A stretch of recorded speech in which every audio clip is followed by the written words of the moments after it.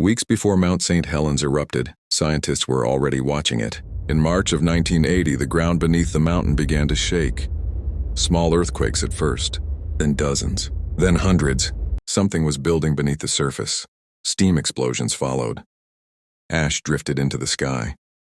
A mile-wide crater began forming at the summit. This wasn't a surprise eruption, it was a warning. By late March, geologists had installed monitoring equipment around the mountain. Seismographs, tilt meters, survey markers, and what they discovered was unsettling. The entire north side of Mount St. Helens was bulging outward, not inches per month, feet per day. At one point, the mountain was deforming nearly 5 feet every 24 hours. Pressure was rising, magma was pushing upward, and the mountain was physically changing shape.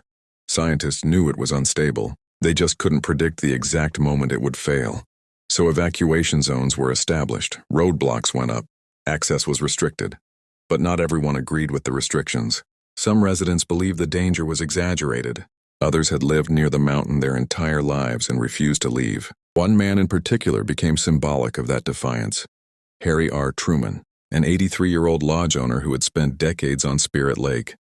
Reporters asked if he was afraid. He wasn't. He said the mountain and he had an understanding. As seismic activity continued through April and into May, tension grew. The bulge on the north face expanded even further. Scientists warned that a landslide was possible, maybe even likely. But predicting the exact trigger? That was impossible. And over time, the urgency began to fade in the public's mind. The earthquakes became background noise. The steam plumes became routine. The waiting became exhausting. Then came the morning of May 18, 1980. Clear skies, calm air, nothing visibly dramatic. At 8:32 a.m., a magnitude 5.1 earthquake struck beneath the mountain. It lasted less than a minute, but it was enough.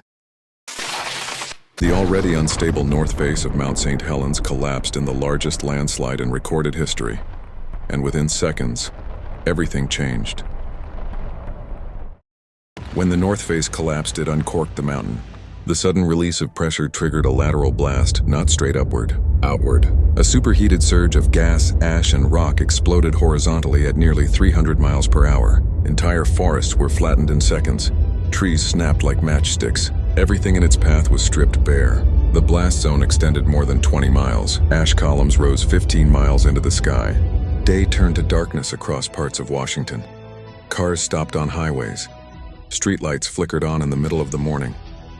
Fine gray ash drifted across multiple states. 57 people were killed. Among them were photographers, scientists, loggers, and residents who had refused to evacuate. Harry Truman never left Spirit Lake. His lodge was buried beneath hundreds of feet of debris. In total, the eruption released energy equal to hundreds of atomic bombs, but the explosion itself lasted only minutes. What followed was years of recovery. Entire landscapes were erased. Rivers were clogged. Wildlife habitats were destroyed. And yet slowly, life returned. Plants began pushing through the ash. Animals reappeared. The crater reshaped itself over time. Mount St. Helens became one of the most closely monitored volcanoes in the world. New hazard systems were developed. Emergency response protocols were rewritten. Scientists refined how they interpret seismic warnings. The eruption changed how the United States prepares for natural disasters. But it also left behind a harder lesson. The warning signs had been there. The earthquakes, the steam, the bulging mountain face. They knew something was coming. What they didn't know was exactly when. And for the people who stayed too long, timing was everything. This is Shadow Frame,